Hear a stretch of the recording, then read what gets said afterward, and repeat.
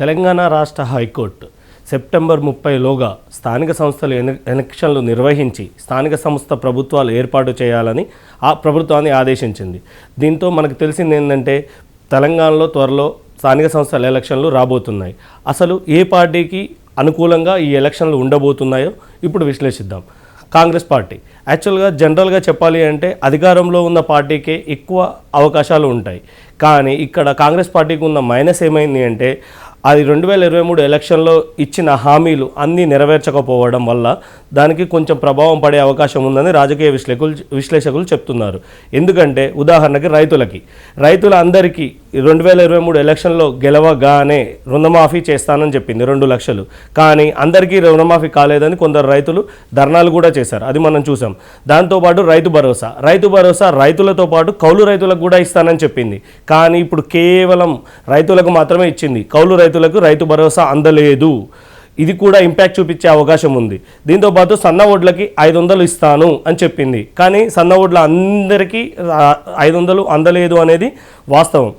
ఇది రైతులకి కాంగ్రెస్ ప్రభుత్వం మీద ఉన్న ద్వేషం. దీంతోపాటు నిరుద్యోగులకు కూడా ఎలక్షన్లో గెలవగానే ప్రతి సంవత్సరం 2 లక్షల ఉద్యోగాలతో జాబ్ క్యాలెండర్ ప్రకటిస్తానని చెప్పింది. కానీ ప్రభుత్వం ఇంతవరకు 2 సంవత్సరాలు కాబోతున్నా కూడా ఎలాంటి జాబ్ క్యాలెండరు రిలీజ్ చేయలేదు.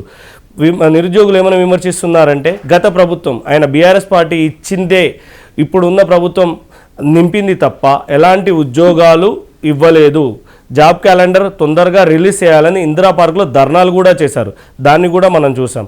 ఇప్పుడు ఉద్యోగులకి జూలైలో 5 డిఏలు ఇవ్వాలి. ఇప్పటి వరకు 5 డిఏలు బాకీ ఉన్నారు. కేవలం 2 డిఏలు మాత్రమే అందినాయి. అంటే వాళ్ళకి ఇంకా 5 డిఏలు బాకీ ఉన్నాయి. దీంతో ఉద్యోగుల్లో కూడా అసంతృప్తి ఉంది. మహిళల విషయానికి వస్తే మహిళలకు కేవలం ఫ్రీ బస్ అన్న ఒకే ఒక కాన్సెప్ట్ వాళ్ళకి ఫ్రీగా ఇచ్చేశారు. కానీ వాళ్ళకి నెలకు 2500 ఇస్తామని చెప్పారు.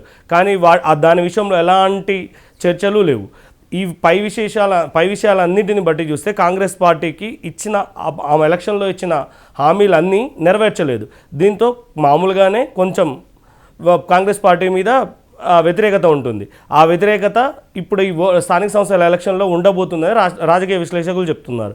ఇప్పుడు బీఆర్ఎస్ పార్టీ ఈ 2023 ఎలక్షన్లో 39 సీట్లే వచ్చాయి. కాంగ్రెస్ పార్టీకి 64 సీట్లు వచ్చాయి. కానీ బీఆర్ఎస్ పార్టీకి వచ్చిన ఓటింగ్ పర్సంటేజ్ 37.35%.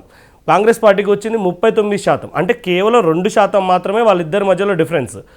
అందులో ఆ డిఫరెన్స్ మాత్రం 2%. అంతేగాని పెద్ద ఓటింగ్ డిఫరెన్స్ అనేది ఏమీ లేదు. దాంతోపాటు కాంగ్రెస్ పార్టీ ఎలక్షన్లో ఇచ్చిన హామీలన్నిటినీ నెరవేర్చాలని బీఆర్ఎస్ పార్టీ రోజు పోరాటం చేస్తుంది. దాంతోపాటు ఎలాంటి రాష్ట్రంలో సంఘటన జరిగినా ప్రభుత్వాన్ని నిలదీయడంలో ముందుంటుంది అని రాజకీయ విశ్లేషకులు చెప్తున్నారు. దీన్ని బట్టి ప్రతిపక్ష పార్టీ పాత్ర బీఆర్ఎస్ పార్టీ 100% చేస్తుంది. అది ప్రజల్లో విశ్వాసం చూరగొంటుంది అని చెప్తున్నారు. ఇక బీజేపీ పార్టీ విషయానికి వద్దాం. బీజేపీ పార్టీ తెలంగాణలో 8 ఎంపీలు 8 ఎమ్మెల్యేల గెలుచుకున్నప్పటికీ కూడా స్థానిక సంస్థల్లో బీజేపీ ప్రభావం అంతగా ఉండబోదు అని రాజకీయ విశ్లేషకులు చెప్తున్నారు. ఎందుకంటే బీజేపీ పార్టీ ఎక్కువగా గ్రామాలలో తక్కువగా ఉంటుంది, పట్టణాల్లోనే ఎక్కువగా ఉంటుంది. అందులోనూ ఇంతవరకు తెలంగాణ బీజేపీ రాష్ట్ర అధ్యక్షుడిని ఇంతవరకు ఎన్నుకోలేదు. ఇది ఒకటి మైనస్. దీంతోపాటు కాంగ్రెస్ పార్టీ ఏమని ఆరోపిస్తుంది? బీజేపీ బీఆర్ఎస్ ఒకటేనని ఆరోపిస్తుంది. కాంగ్రెస్ పార్టీ బీజేపీ బీఆర్ఎస్ ఒకటేనని, బీఆర్ఎస్ పార్టీ బీజేపీ కాంగ్రెస్ ఒకటేనని ఆరోపిస్తున్నాయి. కానీ ఈ విషయంలో బీజేపీ రాష్ట్ర నాయకుల నుంచి ఎలాంటి స్పందన లేదు, చాలా తక్కువగా ఉంటుంది. అంటే ఇందులో ఏదో కుమ్మక్కుంది, ఇందులో ఈ పార్టీ చెప్పేది నిజమా, ఈ పార్టీని చెప్పేది నిజమా అని ప్రజల్లో సందిగ్ధత ఉంది. కానీ ఆ సందిగ్ధతను తీసివేయడంలో బీజేపీ పార్టీ విఫలమైందని చెప్పవచ్చు. ముఖ్యంగా చూస్తే స్థానిక సంస్థల ఎలక్షన్లు కేవలం బీఆర్ఎస్ వర్సెస్ కాంగ్రెస్గానే జరుగుతాయని రాజకీయ విశ్లేషకులు భావిస్తున్నారు. పై విషయాల అన్నిటినీ మనం కూలంకషంగా పరిశీలనిస్తే ఇప్పుడు కాంగ్రెస్ పార్టీకి వ్యతిరేక గాలు వీలుస్తుంది అనేది 100% నిజం.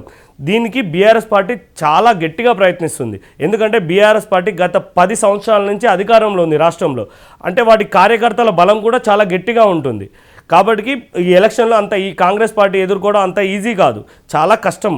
దాంతోపాటు కాంగ్రెస్ పార్టీ ఇచ్చిన హామీలు అన్నీ నెరవేర్చడంలో విఫలమైంది. అన్ని విఫలం కావడానికి కారణం ఇప్పటికీ 2 సంవత్సరాలు అయిపోయింది, అయినా కూడా ఇంకా హామీలు నెరవేర్చలేదు అని ప్రజల్లో అసంతృప్తి నెలకొంది. ఈ అసంతృప్తిని బీఆర్ఎస్ పార్టీ తీసుకుంటుంది. అందుకే కాంగ్రెస్ పార్టీ చేసే ప్రతిదీ దాని మీద ఫైట్ చేస్తుంది, హామీలు నెరవేర్చాలని చెప్తుంది. దాంతోపాటు ప్రభుత్వం చేసే దేంట్లోనైనా ఇబ్బందులు ఉంటే ప్రతిపక్షంగా ఎదిరిస్తుంది. దీనివలన స్థానిక సంస్థల ఎలక్షన్లో బీఆర్ఎస్ కాంగ్రెస్ మధ్య పోటీ చాలా ఉత్కంఠంగా ఉంటుందని, సమఉజ్జీలుగా పోటీ జరగబోతుందని చెప్తున్నారు.